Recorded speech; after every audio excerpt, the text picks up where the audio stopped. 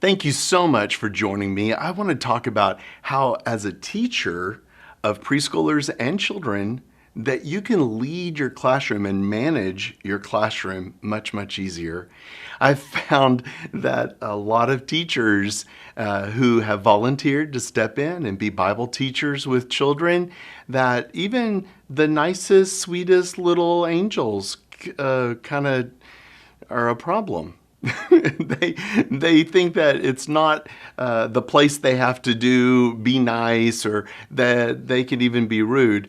I just don't understand how that can happen. But I want to just ask you, have you ever seen a class that they were with one teacher and it was smooth, it was going well, it was fantastic, all the learning was happening, and then that class lined up, they went across the hall, they went into the next teacher's class, and they turned into wild hooligans. I mean, wild monkeys. You know what I mean?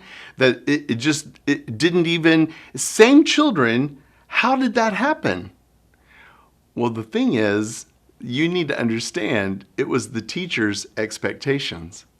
The teacher was clear in saying what her expectations were, how he wanted this to go, and what would happen next. And then when they went across the hall, that's never been said. So it's just been wide open. Do whatever you want. And often that's what I see happening in churches, that teachers didn't know they should give their expectations. They didn't know to forecast how things would go and to lead children at the very beginning. Instead, they kind of just left it up to whatever the kids wanted to do. And it might be that teachers just were naive, but I'm here to tell you, you don't have to lead like that. Let me show you some ways to do that by leading through procedures.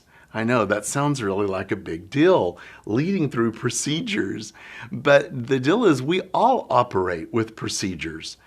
For instance, if you're going to change lanes when you're driving, there's a procedure. You have to look in your mirrors, you have to put on your signal, you have to change lanes in a certain way, and all of that is very important that you follow it completely.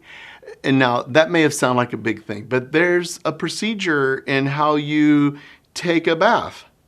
You know, how you wash yourself, the way that you wash your hair with the shampoo, you use the conditioner. You don't get those things out of sequence. You do it a certain way. There's a procedure. We operate our whole life with procedures. And so when you give kids the explanation of what the procedure is in our classroom, they get it. They understand. It builds security, and we need to be able to teach them that. So let's walk through some of these things and let me help you understand. First of all, why do we need procedures? Well, I want to just say that the spiritual foundations of children is kind of like a bookshelf. You may have heard me say this before. It's empty, and as they are learning things from the Bible, about the Bible characters, or even learning things about faith that their grandmother says, oh, I pray every day because God hears my prayers. Those are faith things, and they're putting them on the shelf, and they're getting it all in order. And at some point, we're going to be so faithful in getting all of that stuff on the shelf in their spiritual development that even with gaps, it doesn't matter.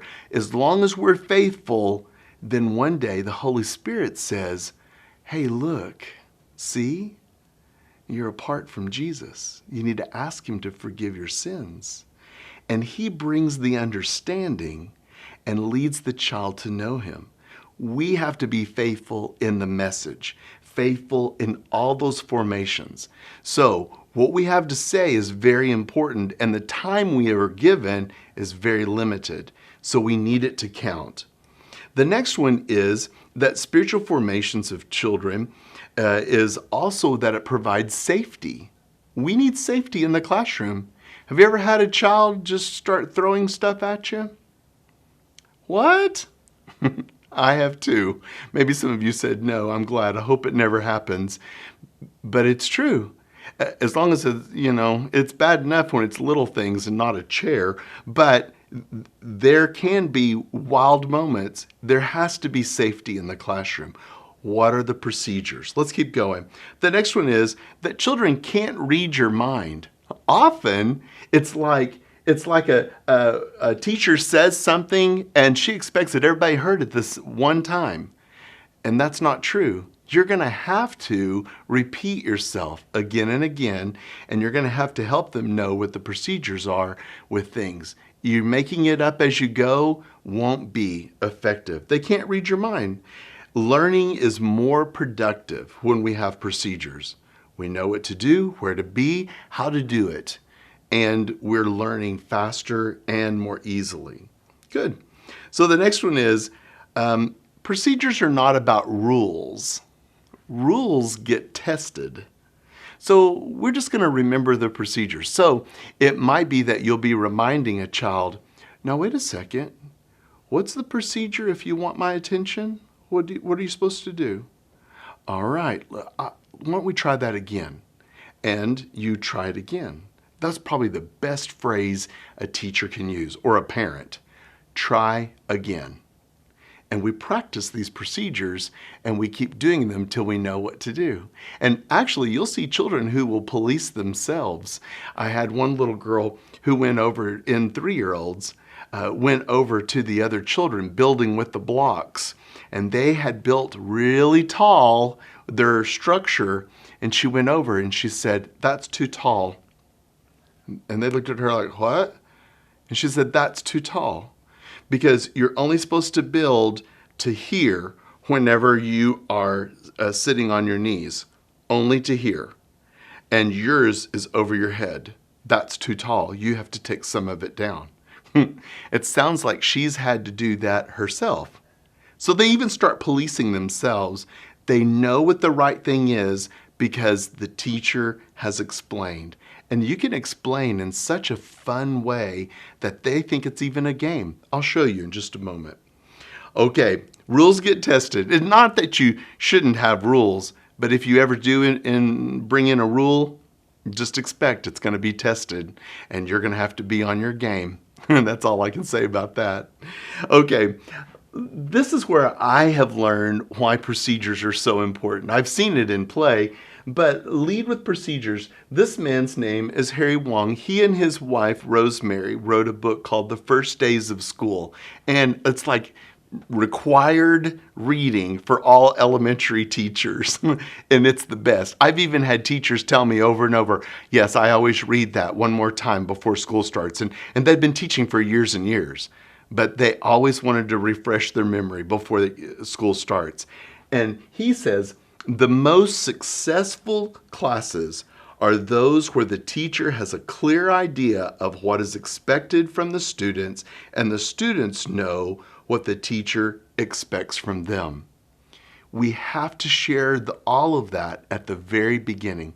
So as your class begins a new time together, a new year, or you have a new class, whenever it is, you're probably going to use the first few times just practicing procedures. So you're going to use this much time learning how the class operates and this much time with the content that you're teaching, so that for the rest of the year, you're using this much time reminding how the class operates and this much time learning all the content. We have to set this up for success. So please don't be so married to your agenda at the very beginning that you can't teach how do we operate in this class, because we have to get that nailed down. When everyone knows, then everyone can learn better. Okay. Matter of fact, I've wondered at times, that's a great book for public school teachers or for teachers. Where's the book for church teachers? Because it's so incredible for what we do with kids, and it's what they're hearing and doing in their classes at school day in and day out. So the first thing is to be ready for arrival. You want to be ready for when the children arrive. You don't want to be coming in the class after them. You want to be there. First of all, is your classroom clean? And I'm saying, does it not smell clean? Does it smell at all? Because I'm looking for no smell, nothing. That would be perfect. That would be clean. I'm not even looking for warm vanilla sugar. You know what I mean? Whatever you air freshener might be. I don't even want that. I just want nothing. Nothing is great. That's a clean room. Make sure your room is clean and orderly. And next, the arrival activities are set up. So when the children are there, they have something to begin the moment that they get there. We're not going to wait for all the kids. That never goes well. So something for them to do the moment they arrive, and it will begin with the greeting. Meet them at the door. Welcome them in your class. Say their name. Everyone loves to hear their name because it means you know me, you've connected with me, and you want that. That greeting is important. And whatever their body language is, it might tell you they're sleepy, they're sad, they're happy, and just name it. Whatever the emotion is that you see, whatever you see, just name it and ask them, why are you so sleepy today? What makes you so happy? I can hardly wait to hear. Those are going to be connecting points that will be very, very helpful. And you know what? I might just mention to you on the first time of your greeting, and here's what I did with the kindergarten class that I taught. I put all the names, they were on stars at the bottom. I had the moon and the sky up above, and I had all the stars at the bottom with all the children's names. And when they came to the door, I didn't know them yet. I hadn't met them yet, and they hadn't met me. And so as I opened the door to welcome them, I said, look on the bottom at all the stars and see if you can find your name. And when they pointed at it, I would take it off and I would say their name. Is that the way you say it? And they would nod yes. And then I'd say, great. Now my name is Mr. Mark, and you can call me Mr. Mark. Let me hear you say, Mr. Mark. And when they said it, I said, yes, and give them a high five. That's fantastic. If you don't tell them what your name is, what will they call you? Teacher, hey, right? Exactly. And then I would let them choose, where in the sky do you want me to put your star? And because it's so tall, and then I would put it up there for them. And then I would celebrate that they're in this class. You belong here. And we would go in and get started with the activities. That's important. They know what your name is. You know what their name is.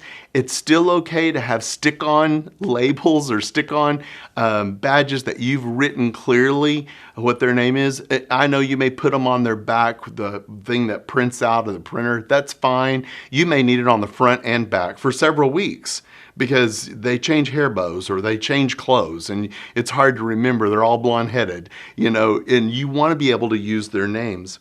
All right, the next one is a call and response.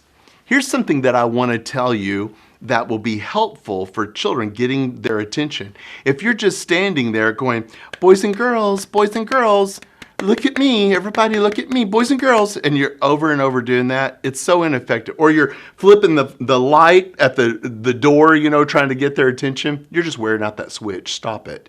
You need a good call and response. I've used, I don't know, for years, if you can hear my voice, clap once. If you can hear my voice, clap twice. And they join me in that. Look at these other call and responses. The first one is shark bait. Do you know where that came from? From Finding Nemo. It's from, I saw this from a teacher, a third grade teacher on Instagram, and he always uses this. This is their classes. They own it. Their classes call and response.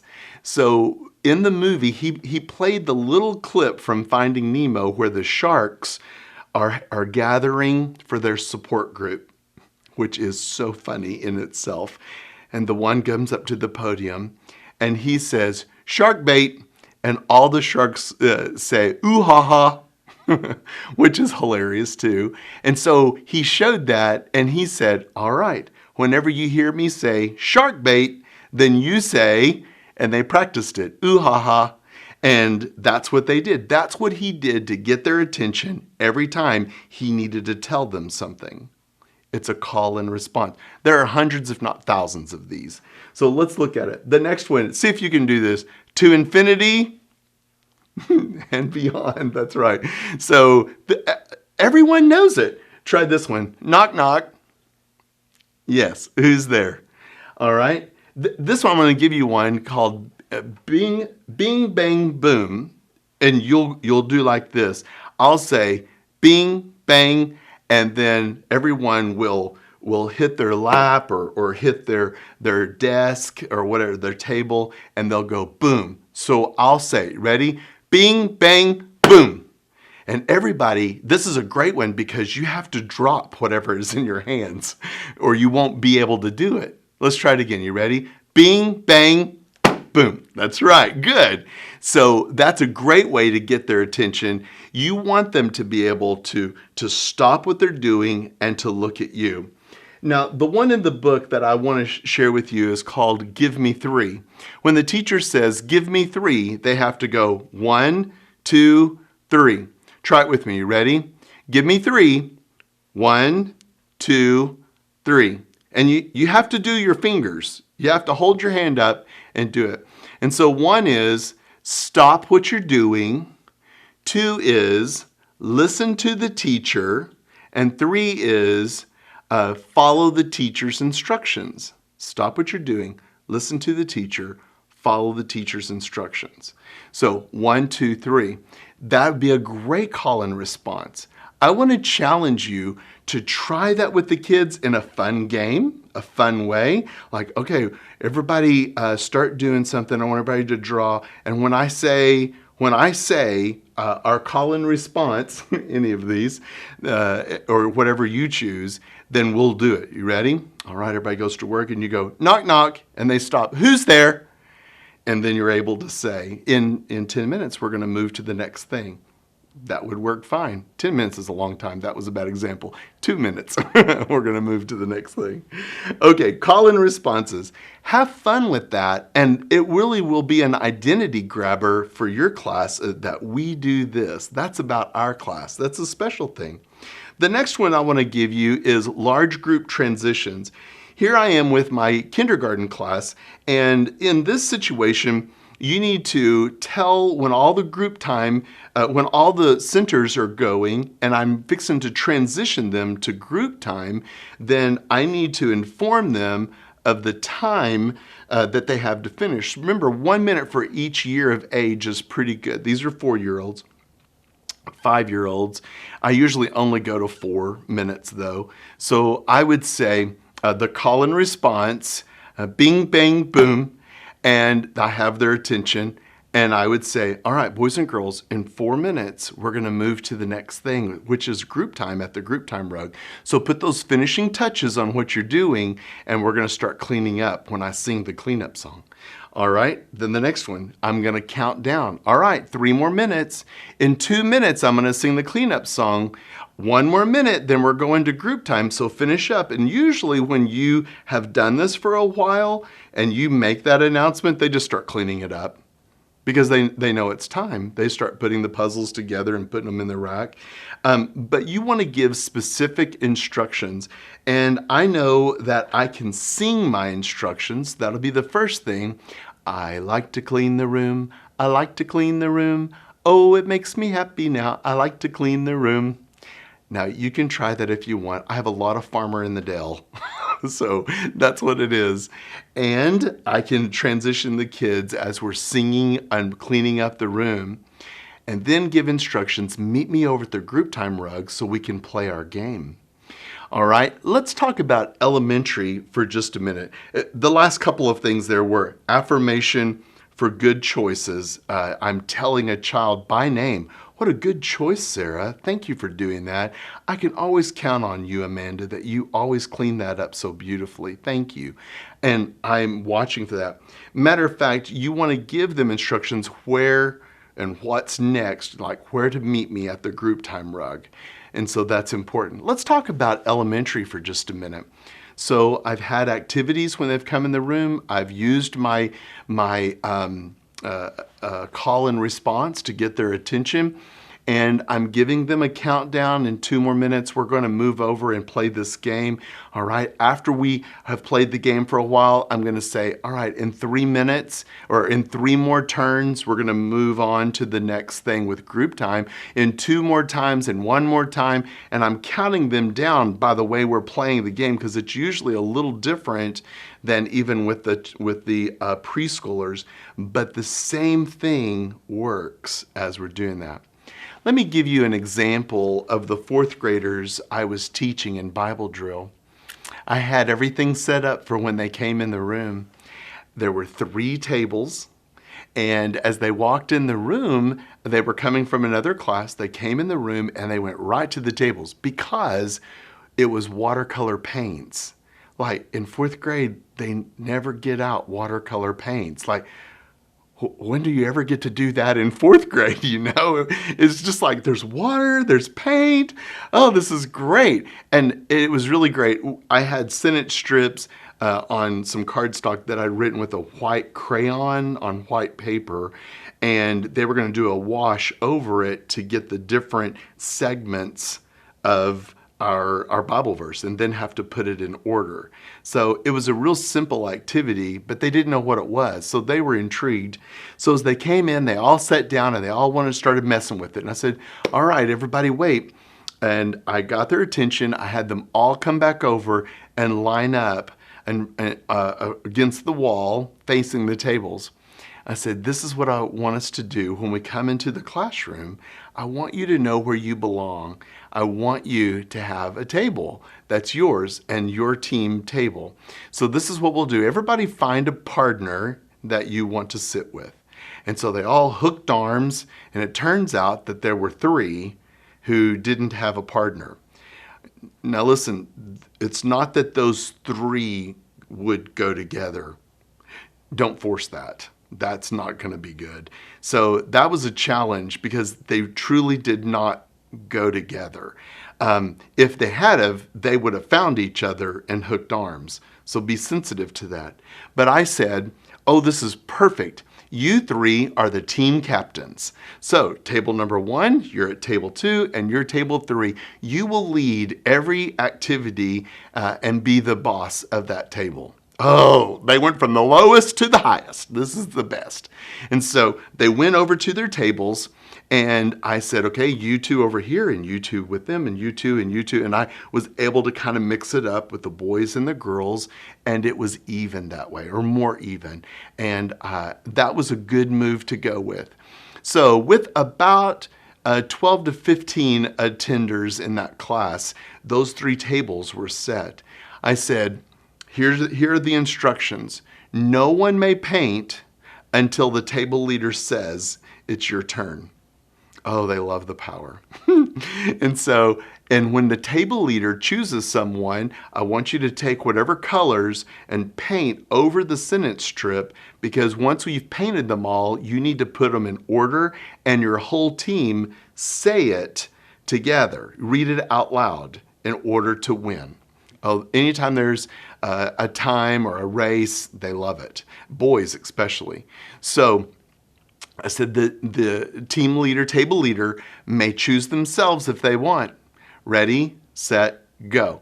And I was amazed. The table leaders chose different people, and they said who was next, and they said who was next, and most of them even went last. So I thought that was pretty incredible. And they play the game every week when you come in. That is your table. Please meet your group right there, and we'll begin. And I had the activity for them to begin every time that they came in. So they knew exactly what to do and what my expectations were, and we operated beautifully. I was able to brag on them over and over and affirm them. It works beautiful with elementary children, not just preschool. Okay, let's keep going. Individual transitions. Have you ever had a child that just was dawdling and you like, come on? There was a child who loved to paint, but this particular Sunday she hadn't painted, and I announced it's cleanup time, and she was like, I didn't even get to paint. Well, let's come on. And so I called her name. We went over, we got her suited up. She put her name on, and then we started painting. I wasn't really watching the clock when it's time to clean up, because they don't tell time anyway. I was watching her. And as she was going through it, I was telling her, okay, 2 minutes, just 2 minutes left. Put those final touches on. 1 more minute, you got to put the final touches on. She was working fast. And that way, when we finished, when I started the cleanup song, she was finishing and we were all able to cross the finish line together. It's just not worth arguing with children when you can lead around that and everyone can be successful. Don't try to prove a point or, well, your parents won't discipline you. I'm going to have to do it. Don't do it. You're just asking for, listen, a dog can whip a skunk. It's just not worth all the stink. I'm serious. So lead with a positive attitude and being able to get ahead on that. All right. The next one is getting teachers' attention. If you want the teacher's attention, is it okay just to yell from wherever you are in the room, Mr. Mark! Mr. Mark! And screaming, teacher! No, unacceptable. That is never going to work. And it really gets all over me like fire. And so, if you didn't tell. And so, I usually at that point, because you can't introduce every little thing on the first day, you can't even think of every little thing that you need to introduce as a procedure. And so as things come up, you're going to have to push pause on the learning environment and explain to everybody what is the procedure if you want. If you want the teacher's attention, what do you do? So I would say the call and response, get their attention. I'd say, does everybody hear Andrew calling my name? Did anybody else hear that? They all heard it because it was loud. They heard it in big church because he was doing it. And I mean, it was loud. I said, well, the problem is I haven't told you how to get my attention, because yelling across the room is never going to work. So let me tell you how to get my attention, because you're going to need my attention at some point. I need to help you. I want to help you. So here's what you do. You get up and you walk over to where I am and you tap me on the shoulder. When you tap me on the shoulder, I'll turn around and go, oh, Andrew, what can I do to help you? And you can tell me what you need, and then I can help you. Now, what if I'm with someone and you're tapping me on the shoulder? Well, that's probably when I would say, just a minute, I'm helping her and you're next. And I would finish helping someone, and then I would turn and say, Andrew, what do you need? What can I help you with? And then we would practice it. I'll say, okay, everybody watch. Andrew's going to show you how we're supposed to do this. So are you ready, Andrew? Okay, I'm ready too. All right, ready, go. And I'll turn around. He comes over, he taps my shoulder. Andrew, what can I do to help you? And he said, I want you to see what I built. Oh, I can hardly wait. Show me. And I get up, I go with him. He shows me what it is. I tell him what a good job he did. High five. And by the way, you did that exactly right. Did everyone see how to do that? If you need me, that's the way that you can get my attention. I put a couple of other things there that might be helpful. If you want to lead with raise your hand, if you want to lead with come stand by me, or if you want to lead with come whisper to me, that would be, all of those are acceptable. Whatever you choose to be acceptable, teacher, that's what it'll be. And in elementary, it might be raise your hand. They are really accustomed to that. But if you're going to let kids just blurt out answers or say whatever they want, then you're probably going to have trouble with that because it looks unfair, because you're letting people just blurt out answers. You'll have to call that to attention when it happens. Oh, wait a second. I forgot to tell you, it's not come up yet, but here we are. I appreciate when you raise your hand. I'm going to choose someone who raises their hand. That's what we'll do. Good. All right, let's go. And you start, because you've explained what your expectation is. Have you got it? Give me a thumbs up. That's another good way of, did everybody hear me? Let me a thumbs up. Good, okay. All right, that was free. And so the next one's walking in line. Have you ever seen kids just run through the church? Well, then you weren't looking, because they are. And I've haunted kids with the idea of you could turn a corner and there'd be a little old lady with a walker and you'd like hit her, knock her down, and break her hip. I mean, you can really get dramatic about this and a little frightening. Don't go that direction. I have seen two kids come around a corner and one of them bust their head open just because of the impact. So there is a reason that we lead walking in line, not running in the building. So I introduce to my kindergartners, because we have to go down the hall to the restroom at a certain time each day that we're here. And I said, I want all of you to line up, and the teacher turns around facing the boys and girls. Okay? Now, you will have fights over who's the line leader. Well, it's actually me. I'm leading the line. But if you need to have a chart with everybody's name and move down a smiley face each time on the little Velcro tabs or something, do that, because it just needs to be fair. Or you may end up picking a person twice before everyone's been chosen, because your memory stinks. So I just want to caution you about that. So as we're walking down the hall, I ask them to buckle their seatbelts. So I'll say, okay, boys and girls, buckle your seatbelt. And they would try it with me. And we would buckle our seatbelts.